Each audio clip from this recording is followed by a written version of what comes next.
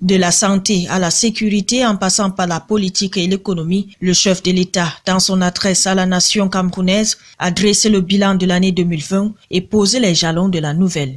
À Garoua, dans la région du Nord, c'est avec beaucoup d'attention et d'intérêt que les populations ont suivi son discours. En 23 minutes, son Excellence, M. Paul Biya, a fait le tour de la situation dans notre pays et même dans le monde.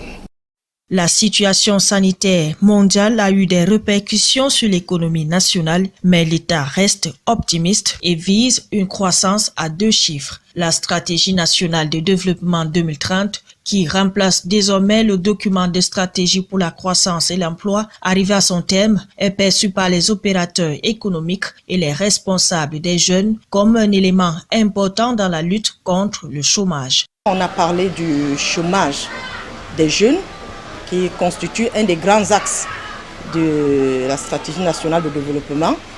On a parlé également de l'emploi jeune.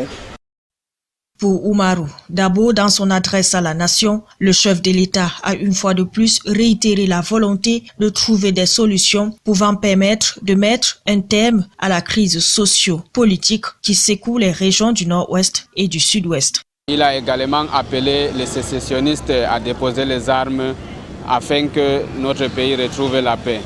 En retraçant les différentes élections qui se sont succédées ces dernières années au Cameroun, le président de la République a martelé que la démocratie est en marche dans notre pays. Au sein de la classe politique, les réactions sont plutôt mitigées. Il y a encore beaucoup à faire. C'est vrai que le président lui-même, il a eu à rappeler, il a eu vraiment à le rappeler que notre démocratie est toute jeune et on a encore du chemin à faire.